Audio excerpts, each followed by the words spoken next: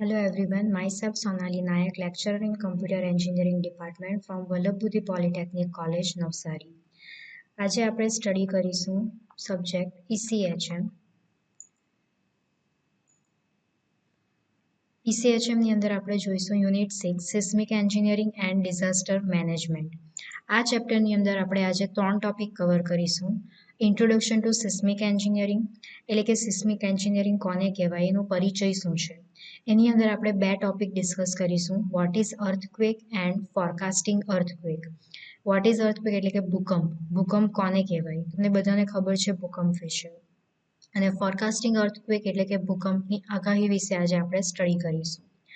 સો start કરીએ આપણે introduction to seismic engineering.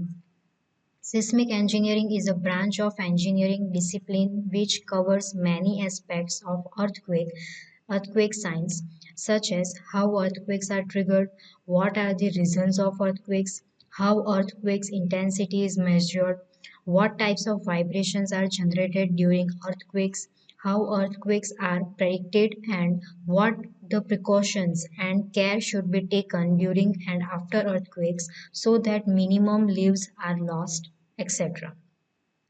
એટલે કે સિસ્મિક એન્જિનિયરિંગ એ ભૂકંપને આવરી લેતી એન્જિનિયરિંગની એક વિશિષ્ટ શાખા છે, જેમાં મુખ્યત્વે અર્થક્વેક કેવી રીતે થાય છે, અર્થક્વેક થવાના શું રીઝન છે, અર્થક્વેકનું મેઝરમેન્ટ કેવી રીતે થાય છે, અર્થક્વેક દરમિયાન કેવા પ્રકારના વાઇબ્રેશન્સ ઉત્પન્ન થાય છે, અર્થક્વેકની આગાહી કેવી રીતે થાય છે, અને અર્થક્વેક દરમિયાન શું તકેદારી અને સાવધાની રાખવી જોઈએ કે જેથી જાનમાલને બને તેટલું ઓછું નુકસાન થાય વગેરેનો અભ્યાસ કરવામાં આવે છે.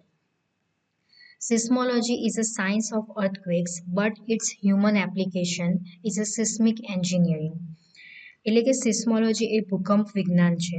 ભૂકંપ એટલે કે અર્થક્વેક, પરંતુ એ અર્થક્વેક વિજ્ઞાનનું પ્રેક્ટિકલ એપ્લિકેશન એ સિસ્મિક એન્જિનિયરિંગ છે. નેક્સ્ટ ટોપિક આપણે વાત કરીશું વોટ ઇઝ અર્થક્વેક એટલે કે ભૂકંપ એટલે શું. Earthquake means sudden movements or vibrations external surface of earth.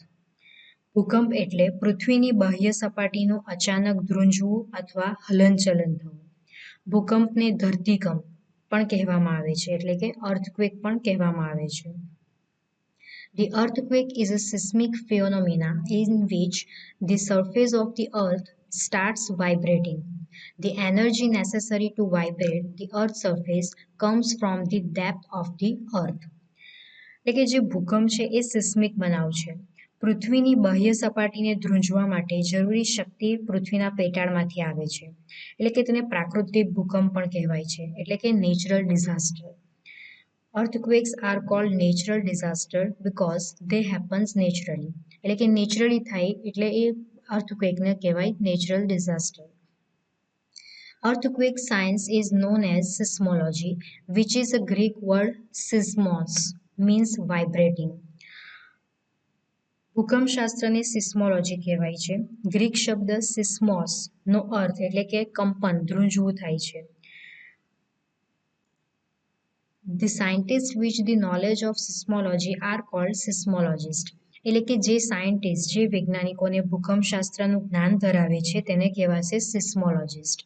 The scientists with the knowledge of the seismology are called seismologists. જ્યારે ભૂકંપ થાય છે અથવા તો જમીન ધ્રુજે છે ત્યારે પૃથ્વી પરના શહેરો અને ગામડાઓમાંના મકાનો અચાનક પડવા માંડે છે. તેને કારણે પુષ્કળ જાનહાનિ અને નુકસાન થાય છે. અર્થક્વેક દ્વારા કેટલું નુકસાન થશે તે ભૂકંપની તીવ્રતા એટલે કે ઇન્ટેન્સિટી પર આધાર રાખે છે. It is base on intensity. Next, the destructive power of the earthquake depends on 2 main factors. એટલે કે ભૂકંપ દ્વારા થતો વિનાશ 2 મહત્વની બાબત ઉપર આધાર રાખે છે. First, time for which the vibration of the earth continue. એટલે કે ભૂકંપ દ્વારા ઉત્પન્ન થતા કંપનો કેટલા સમય માટે રહ્યા હતા એની ઉપર ડિપેન્ડ કરે છે. અને second, amplitude and frequency of vibrations. એટલે કે ભૂકંપ દ્વારા થતા કંપનો એટલે કે વાઇબ્રેશનનું માપ કેટલું છે. આ 2 બાબતો ઉપર ડિપેન્ડ કરે છે ભૂકંપ દ્વારા થતો વિનાશ. જો ભૂકંપનું માપ વધારે હોય અને ભૂકંપ વધારે સમય માટે ચાલ્યો હોય તો વધારે નુકસાન થાય છે. ભૂકંપ દ્વારા ઉત્પન્ન થતી ધ્રુજારીઓને એટલે કે કંપનોને સિસ્મિક ટ્રેમર કહેવામાં આવે છે. હવે જે ભૂકંપ એટલે કે જે અર્થક્વેક છે એ માનવ સર્જિત પણ હોઈ શકે છે, એટલે કે મેન મેડ પણ હોઈ શકે છે. આપણે બધાએ બોમ્બ બ્લાસ્ટ સાંભળ્યું છે, બોમ્બ બ્લાસ્ટ થયો તો એ માનવ સર્જિત કહેવાય. કે જો કોઈ સ્થળે એટોમિક બોમ્બની ટેસ્ટ કરવામાં આવે અથવા એટોમિક બોમ્બ એક્સપ્લોડ કરવામાં આવે તો તે સ્થળને કેન્દ્રમાં લઈને અનેક કિલોમીટરની ત્રિજ્યામાં ધરતીનું કંપન થાય છે, એટલે માનવ સર્જિત પણ હોઈ શકે છે. નેક્સ્ટ ટોપિક છે ફોરકાસ્ટિંગ અર્થક્વેક, એટલે કે ભૂકંપની આગાહી. ભૂકંપ ક્યારે થશે તેની આગાહી થઈ શકે ખરી? Earthquake is a natural seismic phenomena propagating from the depth of the earth. એટલે કે જે ભૂકંપ જે છે એ પ્રાકૃતિક ઘટના છે, તેની ચોક્કસ આગાહી કરવી ખૂબ જ મુશ્કેલ છે. વિશ્વ આખી વર્લ્ડના જે બી સાયન્ટિસ્ટ છે, સંશોધકો છે અને જે સિસ્મોલોજીસ્ટ છે, ભૂકંપની ચોક્કસ આગાહી કેવી રીતે થાય એ દિશામાં હજુ શોધ કરી રહ્યા છે.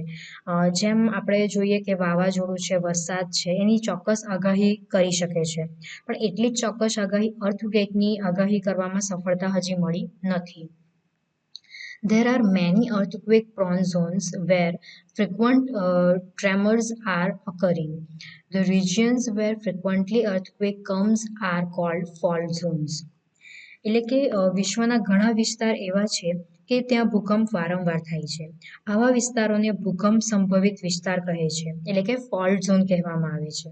હવે આવા જેટલા બી ફોલ્ટ ઝોન છે એને નંબર આપવામાં આવે છે કે ફોલ્ટ ઝોન 1 છે એમાં વધારે પ્રમાણમાં ભૂકંપ થાય છે, ફોલ્ટ ઝોન 2માં વધારે ફોલ્ટ ઝોન જે 1 છે એમાં ભૂકંપ પ્રમાણમાં ઓછા થાય છે, ફોલ્ટ ઝોન 2માં છે એમાં વધારે થાય છે, પરંતુ જે ફોલ્ટ ઝોન 5 છે એમાં વારંવાર મોટા ભૂકંપ થવાની શક્યતા છે.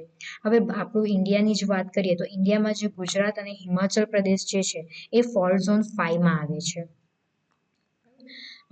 Now, the exact time and date of the earthquake cannot be predicted, but some short seismic warning systems have been developed.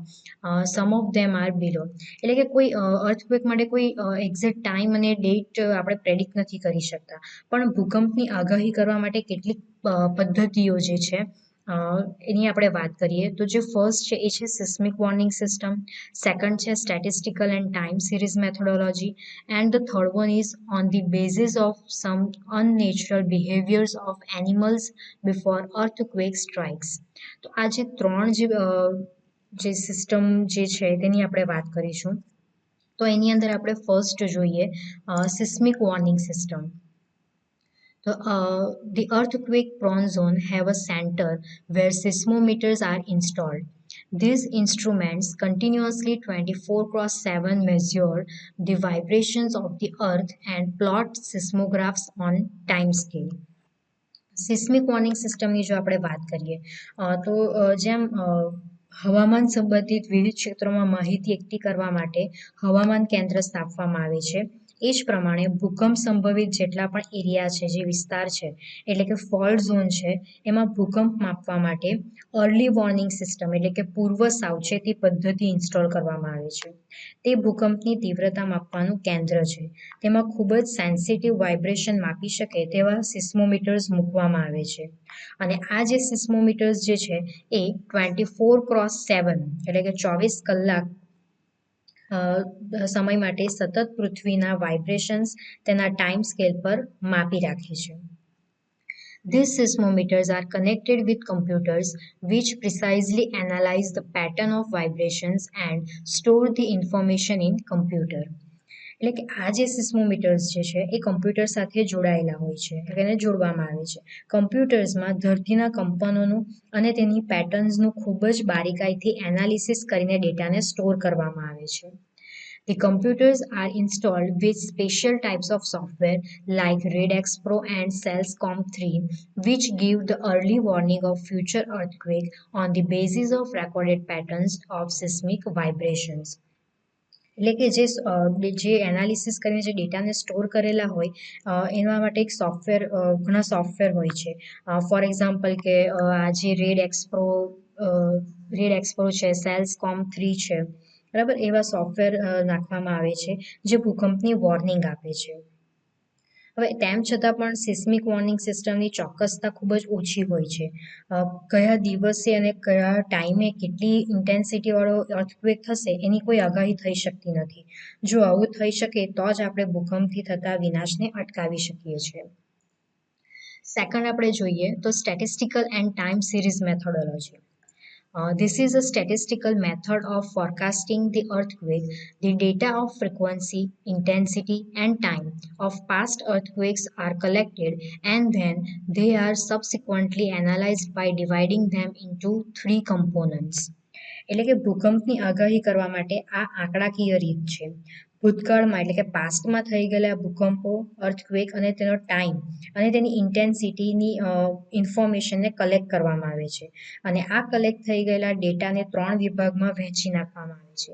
કયા 3 કમ્પોનન્ટ્સ છે તો કે સિઝનલ કમ્પોનન્ટ્સ, ટ્રેડ કમ્પોનન્ટ્સ અને ઇરેગ્યુલર કમ્પોનન્ટ્સ. ભૂતકાળમાં એટલે કે પાસ્ટમાં થઈ ગયેલા ભૂકંપની માહિતીનું આ 3 કમ્પોનન્ટ્સમાં વિભાજિત કરીને ટાઈમ સિરીઝ મોડેલ બનાવવામાં આવે છે. ફરી પાછો એ પ્રકારનો બનાવ ક્યારે થઈ શકે તેનો અંદાજિત ટાઈમની આગાહી કરવામાં આવે છે. પણ આ રીતની સૌથી મોટી લિમિટેશન એ છે કે ભૂકંપ ક્યારે થશે તેની આગાહી કરી શકાય છે, પણ શા માટે થશે તેનું સ્પષ્ટીકરણ નથી થતું. આ કારણે ભૂકંપની આગાહી કરવાની આ રીત એટલી ટ્રસ્ટેબલ કહી શકાય નહીં. થર્ડ જોઈએ તો on the basis of some unnatural behaviours of animals before earthquake strikes. એટલે કે ભૂકંપ આવતા પહેલા પ્રાણીઓની અકુદરતી વર્તનના આધારે ભૂકંપની આગાહી કેવી રીતે કરી શકાય એ આપણે આ જોઈએ. સો first shocks are started before major earthquake strikes. Electromagnetic vibrations of these foreshocks spread in the environment. એટલે કે જ્યારે ભૂકંપ આવવાની શરૂઆત થાય છે ત્યારે ભૂકંપ પૂર્વેના આંચકાઓ એટલે કે ફોરશોક્સ શરૂ થાય છે. તે દરમિયાન થતા કંપનોથી ઇલેક્ટ્રોમેગ્નેટિક વાઇબ્રેશન્સ એન્વાયરમેન્ટમાં સ્પ્રેડ થતા હોય છે, એટલે કે પર્યાવરણમાં એ પ્રસરતા હોય છે. It is believed that man can identify 16 to 20,000 hertz frequencies of these electromagnetic vibrations, but some animals like dogs, cats, and jackals can identify frequencies of 60,000 hertz, which is ultrasounded frequency. The carnivorous animals can detect frequencies of 1 lakh hertz. એટલે કે એવું માનવામાં આવે છે કે માણસ જે છે હ્યુમન એ 16 થી 20,000 હર્ટ્ઝની ફ્રીક્વન્સી ધરાવતા ઇલેક્ટ્રોમેગ્નેટિક વાઇબ્રેશન્સને ઓળખી શકે છે, પરંતુ કેટલાક પ્રાણીઓ જેવા કે ડોગ્સ, કેટ્સ, જેકલ્સ એટલે કે શિયાળ એ 60,000 હર્ટ્ઝ જેટલા અલ્ટ્રાસાઉન્ડને ઓળખી શકે છે.